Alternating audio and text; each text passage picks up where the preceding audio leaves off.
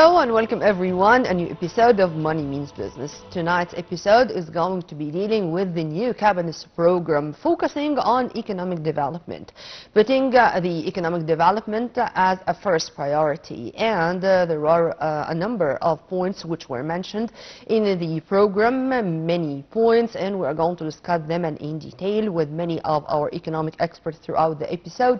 But before going into this, let's have a quick look at some economic news which took place today on the presidential level. President Abdel Fattah al-Sisi received his Serbian counterpart Alexander Vučić, as the two leaders said that they are keen to expand and to boost bilateral ties in various domains, and particularly in economic exchange, trade exchange, and economic development or economic cooperation in general. President Sisi and his Serbian counterpart affirmed their common aspiration to advance bilateral relations and develop cooperation between both countries in various domains. And according to a statement released by the presidency, both presidents expressed strong desire to build the positive momentum observed in the Egyptian-Serbian partnership and make it that effective to activate a flurry of MOUs or memorandum of understanding, as well as agreements signed ahead of the conference. The deals spanned several domains, including trade, labor and employment, communications and information technology, antiquities and museums, customs, you name it. The two sides also viewed these deals as a step towards bolstering economic cooperation further between Egypt and Serbia. The two leaders said during the briefing that they are going to continue building on what was achieved already. President Sisi and President Vučić also had in-depth discussions on cooperation in the economic, investment, military levels during the meeting, as they also said that a joint Egyptian-Serbian committee is going to convene in a periodic way to follow up the implementation of these accords and signs which were implemented, and to see on the ground what are the developments, what are the achievements which they are realized. And by the way, President Sisi already visited Belgrade before, and since then a quantum leap in the economic, investment, trade, cultural, tourism cooperation between the two countries was achieved on the ground. And Mr. Vučić invited President Sisi to visit Belgrade again and to continue what they've started here in Egypt. Also, both leaders exchanged views regarding a number of issues of mutual concern, regional files, international files, and President Vučić said about Egypt that it's his second homeland, so he is most welcome, and we hope that we are going to achieve more fruitful results after this high-ranking visit. Right after the short break, I'm going to return back with, as I said, the lion's share of this episode, which is going to tackle the most important priorities which were listed in the new cabinet program. What about tomorrow? There is a heavy homework and a lot of responsibilities, so we are going to discuss them together. Stay tuned. Right after this, I'm going to be back with more.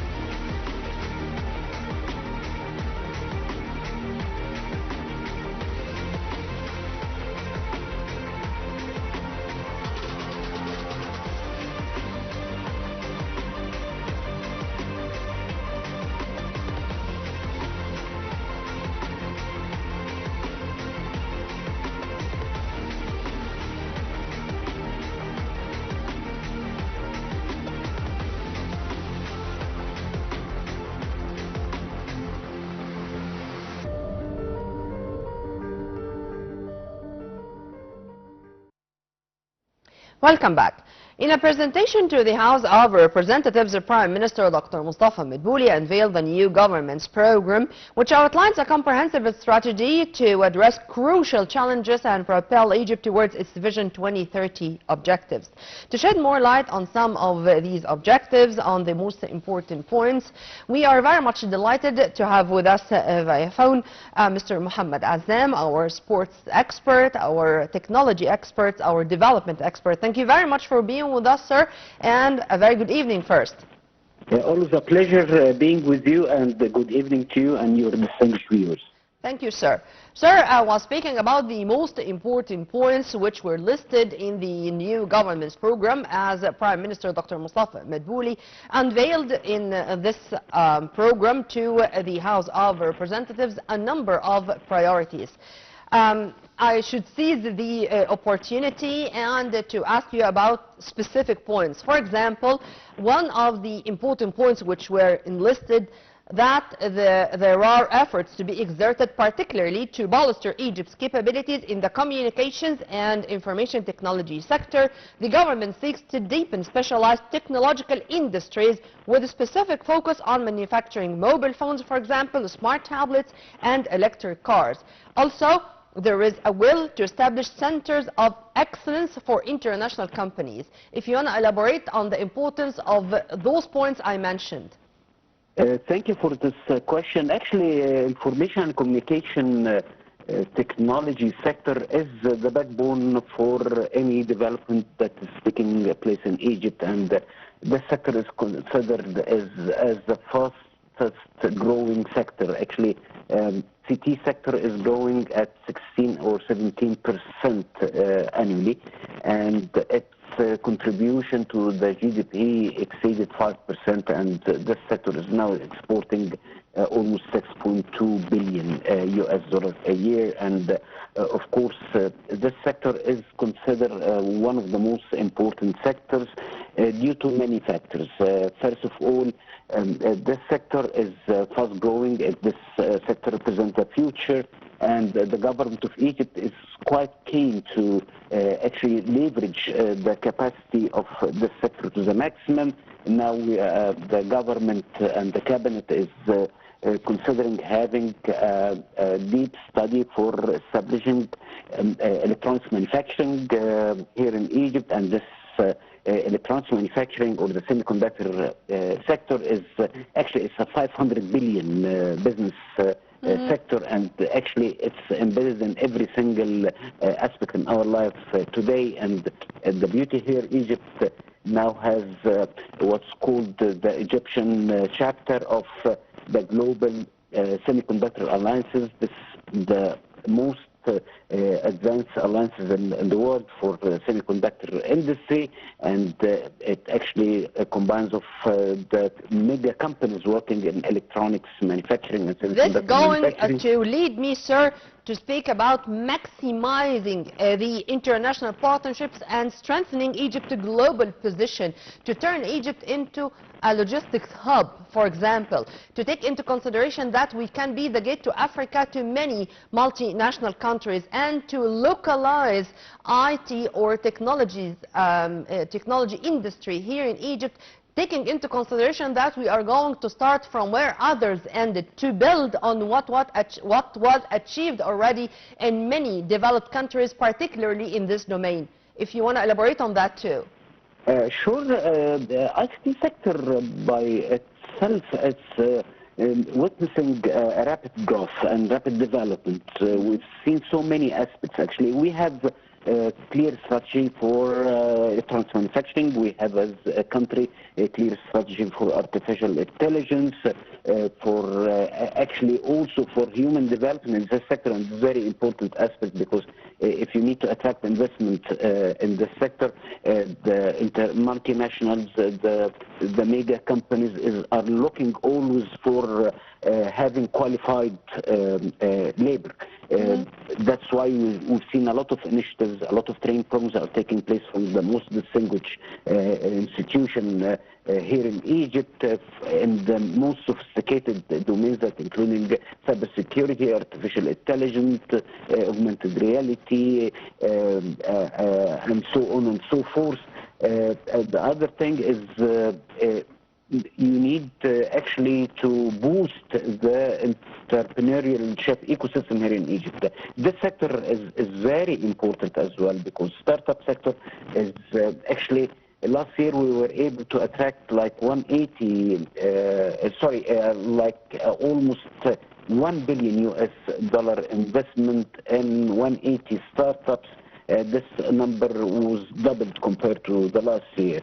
And moreover, the startup sector, especially the startups working in the most advanced domains, that includes, of course, artificial intelligence, because it's the name of the game now.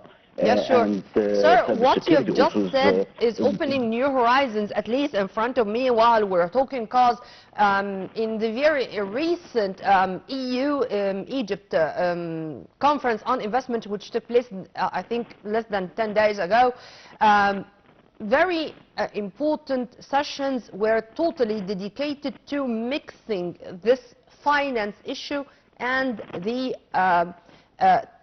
technical assistance issue. I mean, it's not only about money. It's not only about funding new jobs and funding new projects or funding even national projects, mega ones, but it's also qualifying the cadres and to have this vocational training to make the youth capable of running whether their own projects or even to be responsible for leading big departments in public companies or in the public sector in general.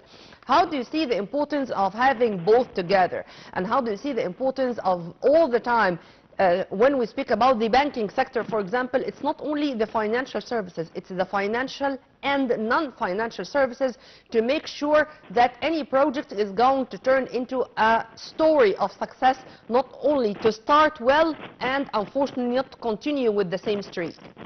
I totally agree with the discussion, and that's why building a path for knowledge transfer is very critical.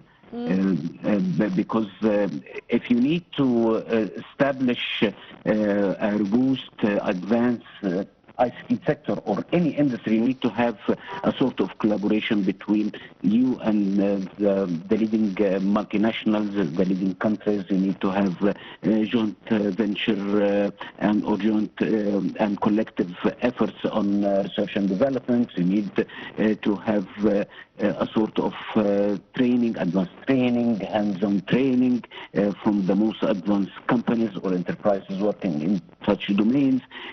So it's a complete ecosystem, actually. It definitely is not only the financial factor, but also the non-financial factor, especially focusing on knowledge transfer. This would, I would say, could change the pace of development of this sector, as well as could change the landscape of investment in this sector, because this sector actually is the most appealing sector for investment domestically, regionally, and internationally, despite of any tensions that taking place all over the world. Actually, the startup, the venture capitalist business or the investment startups has been doubled even with the COVID-19 and even with the Ukrainian crisis. So this shows how important this sector is, and we have so many great startups with great brains, with great business models, with great technology. We're able to attract so many. Mr. Azam, if you please, I'd like to make it more simple for the viewer.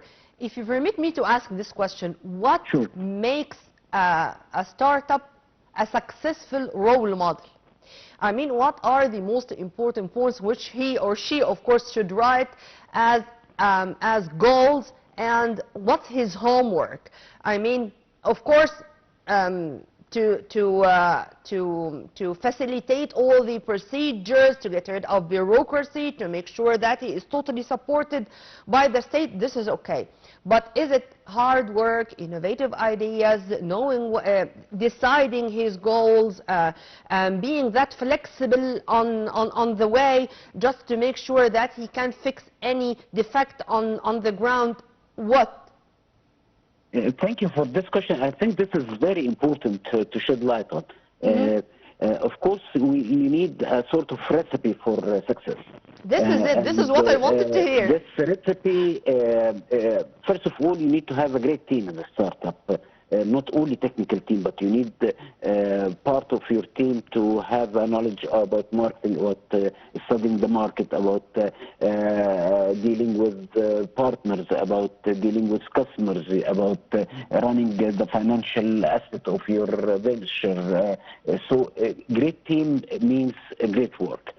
As well as you need to differentiate yourself by having different value proposition to the market. That's why you need to study your market well, you need to study the competition, and even not only the competition, you need to study the substitute of your product and service, because sometimes the threat is coming from the substitute, not from the direct competition. You need to ask, you need to be able to receive a sort of mentorship, advices. You need to be agile, you need to be resilient, you need to have a complete portfolio of products that's serving a specific target market that is underserved or underdeveloped, and you need to think of things with the concept of global local. Actually, you might start local, but you need, especially in high-tech domain, you need to think of the global market from the very beginning, because technology is border crossing by nature. So we have a lot of essences for having successful startups, and the beauty here, if you look at any international reports, for example, Forbes 30 under 30, for the Middle East, you can find 75% of the most prominent startups coming from the Middle East are Egyptian startups. So because by nature we have great brains, by nature we have the expertise, and of course the ecosystem is evolving day after day, and we need, of course, we need to be greedy, and we need to more relaxed. And there are key words, sir. In my humble opinion, the word sustainability is a key word. Competitiveness is a key word. Innovation is a key word. There are, I think, relatively, those words were not mentioned that much or with this frequency before.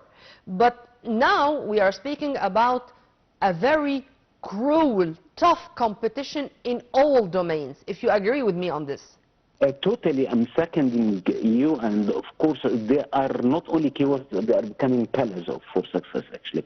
Because the world is quite keen now for addressing the climate change and addressing the environmental challenges, and there are billions and hundreds of billions of funds coming in this direction. We now are thinking of having a sort of competitiveness, because competitive is the name of the game, actually. You cannot have a sort of development, you cannot exceed or actually suppress your competition unless you are competitive. And competitive, amen to that. Here is you need the right team, you need the right financial model, you need the right business model, you are agile to the changes that are taking place all over the world around us. So actually it's a combination of all, and that's why it's you need to, for startups to be successful, actually, to study the problem to the maximum, not jump on conclusions. I do agree with all what you have said, sir, but I'm not going also to neglect or miss this word that all the time everyone is saying. I mean, here, everyone, not the experts. I mean, even the layman in the street knows well that money is coward. And whenever you do not have guarantees, if you do not have this confidence that you are going to achieve success and you are going to benefit from this project, you're not going to go through that, and you're going just to use your bank account, and that's it. But here comes, in my humble opinion, of course, the importance of the ability to invade new markets and new fields. I mean, when we speak, for example, now about renewable energy, about green hydrogen, about green fuel, about solar energy, about wind energy, about localizing industries in these brand new, for us, brand new fields, is it something which is going to take time to turn into our new culture, or we've started already to consider this as our current economic culture? I think it's starting. It might take a longer time to have, I would say, to become a mainstream. But however, we can find so many companies are working in this domain, and of course this needs more effort.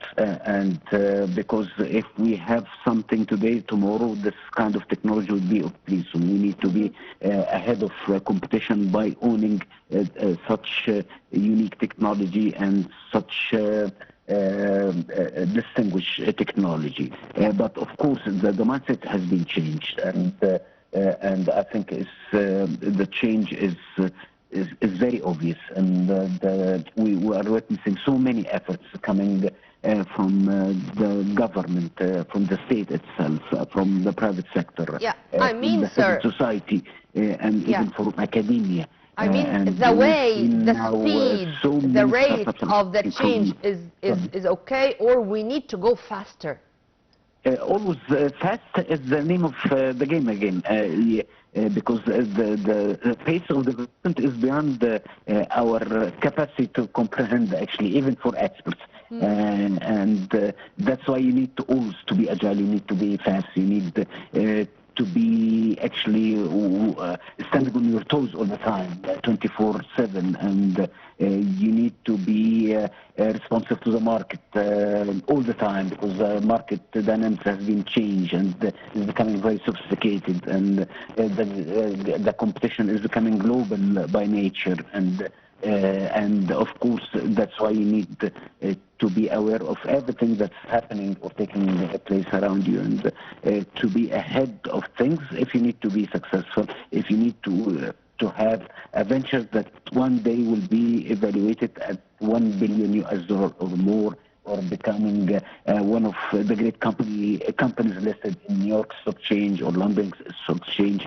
And of course, this is it needs determination, it needs vision, it needs will, it needs public policy supporting all such things. It needs economic and free system support supporting this.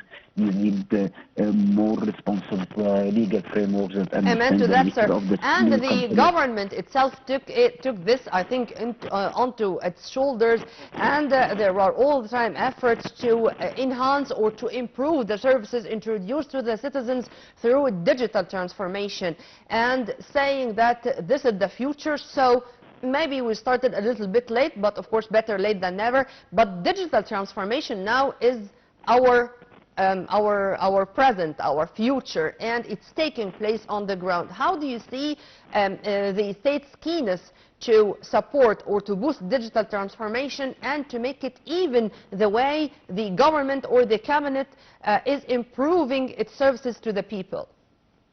Actually, digital transformation is the mechanism for the 21st century economy, and of course it's a journey. It has been started and it will never end, because all the time you need to re-engineer processes to have a better service. You need to introduce new technologies within your government services, like artificial intelligence, for example. You need to improve the quality of service, the way the provision of service. You need to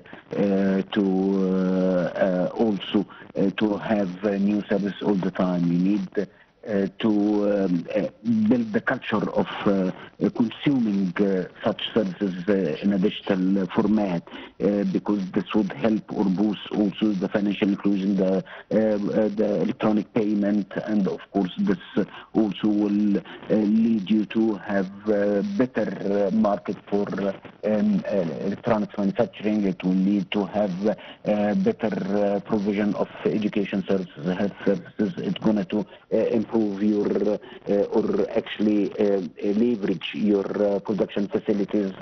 It will actually, this eventually will alter the way we provide education services to the mass population. So it's actually is very sophisticated. It's all connected and it's integrated. All connected, amen to that. Of course, this is what we are witnessing nowadays, and always looking for the betterment all the time. Well, Mr. Mohammed Azzam, thank you very much for your input, sir. I really enjoyed our discussion. Thank you very much, and happy evening to you. Thank you. Always pleasure and honor being with you. Thanks so much. Thank you so much, sir. Right after the short break, we are going to turn back with more, so stay tuned.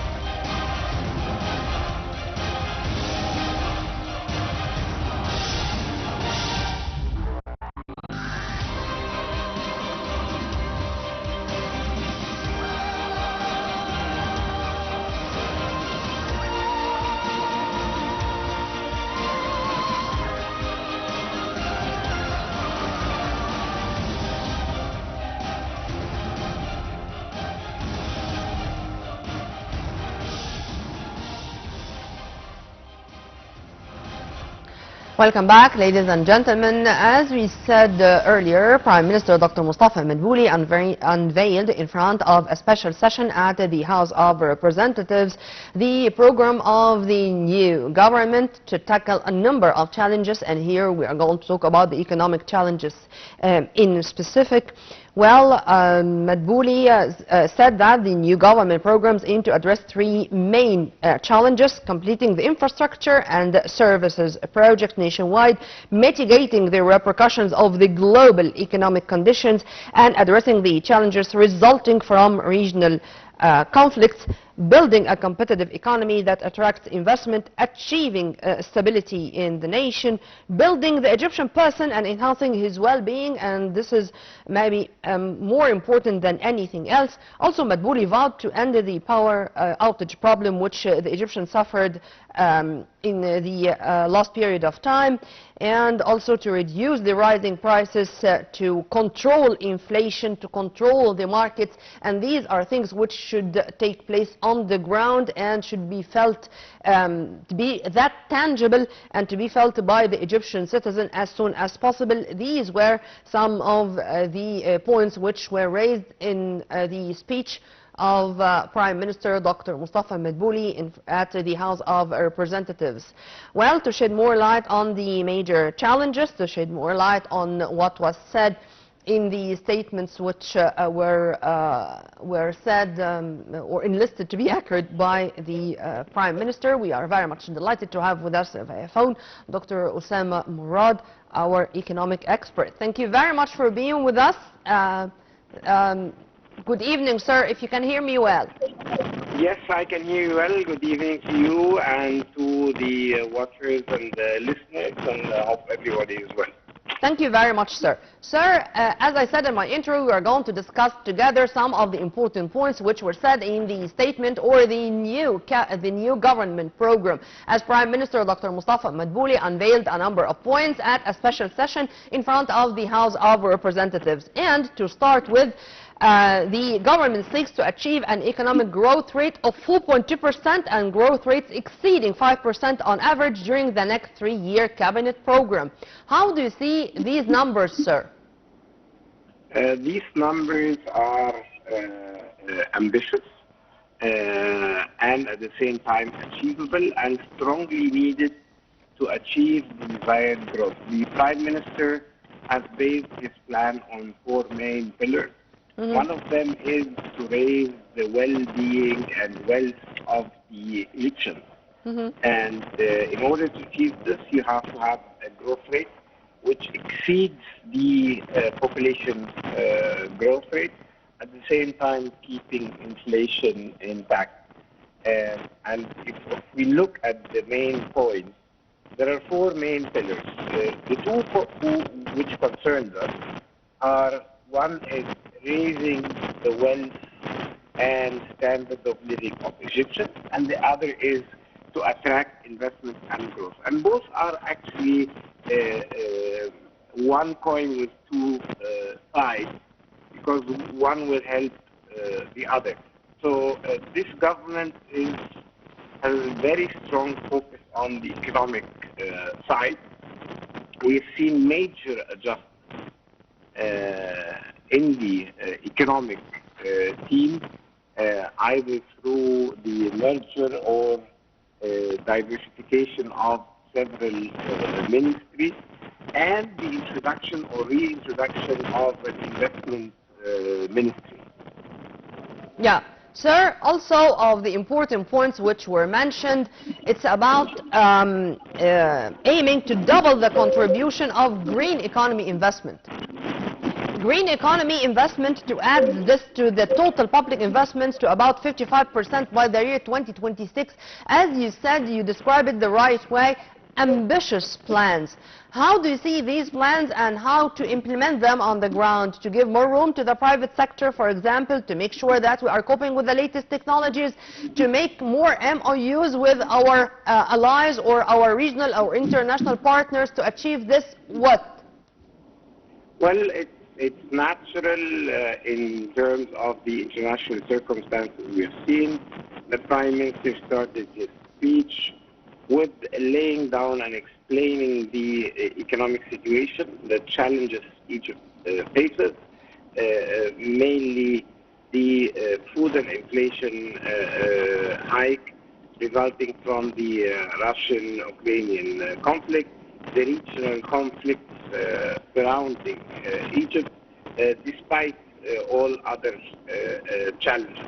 So in order to get out of this, you cannot grow the economy by what we call brick and mortar economy, because first of all it has slower growth rate and it doesn't talk to the future. You cannot do what you did in the past to succeed and expect to succeed in the future.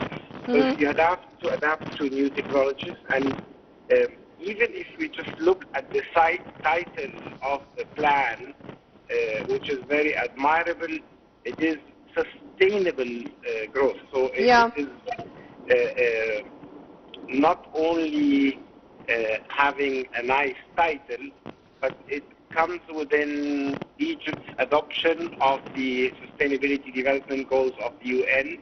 It comes within the Egypt Vision 2030, and it comes within ensuring that the government is looking not to achieve a one-time hit, but sustainable growth built on a good foundation, which is, I mean, those speeches are great. The speech was definitely one of the best. The promises were one of the best, which actually puts a challenge on the Prime Minister himself, because people want to achieve this and want to see those targets. Promises or points happening. implemented on the ground, not ink on paper. But when we see or tackle together some of the statistics, because when it comes to economy, I like to speak with numbers. The Central Bank of Egypt announced that banks' finance portfolios. There was only one number in the whole speech, which is that Egypt aims to increase the number of tourists to reach 30 million tourists within the coming 3 to 5 years. Yes. So this is doubling the touristic number. It is an extremely good target. On the ground, it does not look likely that we can achieve it, because the capacity of our airport and accommodation facilities, traditional accommodation facilities, meaning hotels, is not able to host 30 million people. Therefore, what I'm asking the Prime Minister, because this is the only number I have, is a huge legislative turnaround, allowing and supporting Egyptians to rent their vacation homes, even to their Cairo and Alexandria and city homes, through applications, be that local or international. This is the global trend. And I'm talking here about a total revamp, because these applications are already functioning and working in Egypt. However, you get interrogated and investigated by the Ministry of Finance and by the Ministry of Interior. So the burden does not help people do this. So there is a drastic revamp which has to be done, and this is the only number we have. If you permit me, sir, I was speaking about another number. I was speaking about some statistics or a report which was released by the CBE, by the Central Bank of Egypt, announcing that the bank's finance portfolios for micro, small and medium enterprises grew by 362% in 6 years, from December 2015 to December 2023. I wanted to translate what was said or what was promised for the inclusion of the private sector, or to give more room to the private sector in various domains, and to see how the CBE is dealing with that, or the Central Bank of Egypt is dealing with that. How do you see this number, and to what extent it should be increased to meet with the requirements of the current period or the current stage? This is one of the largest increases to any particular sector we have seen, but we have to know that we are starting almost from zero. This is small and micro, which does not exist as a classification in banks. We have done an initiative, or Central Bank of Egypt has done an initiative at the reduced rate, and has forced banks that at least minimum of 20% of their loan portfolios goes to small and micro. So it is a great achievement. Nevertheless, the bigger picture is, what is private sector lending percentage versus public sector on the Egyptian banking sphere? Because first of all, the loans to deposit of the banking system did not yet achieve 50%, which means that banks do not lend out more than 50% of the money they collect from their depositors. And of those, the number I have is 28% only goes to the private sector. Sir, yeah. What I wanted to focus on too is that there is all the time a way to deal with others. I mean, with others who are sharing the same visions. I mean, to deal with or to cooperate with our regional and international allies, specifically in the circumstances or the challenges we are all suffering. I mean, here it's not only about the developing countries who are suffering because of the Russian-Ukrainian conflict, for instance. It's not only Egypt who is suffering from the current conflicts which are taking place, unfortunately, all over the world. Is it a luxury to continue with that cooperation, or it's a must to unify our efforts to achieve developments, and it's going to be a win-win situation for all? It is a must, and it cannot be done without international cooperation. Egypt, as a result of many years of not appropriate policies and the result of regional conflict and growth, is in a situation that we cannot do it alone. We have to get outside investors, not necessarily loans. So we have to open the investment area, and also technical know-how and legislative know-how and doing business know-how. And this is something which is difficult for us Egyptians, because we're used to that we are the masters helping others around us. Yeah. Well, the situation has changed, and we have to look at what's happening around us and get some help. And I mean, the tremendous cooperation between us and the United Arab Emirates, which I want to praise, Yeah. because one single investment coming from the Emirates exceeded what we were able to attract in 5, 6, And 7 let's years. hope that more achievements are going to be implemented on the ground, sir. Thank you very much. We were very much delighted to have with us Dr. Osama Mourad, our economic expert. Thank you very much for your input, sir, and have a very good night. Well, Thank you by very this much. we come to the end of our episode. Now I'm going to leave you with the most important economic events which took place in the past 7 days. Many thanks for watching. This was Nurmeen Abdurrahman.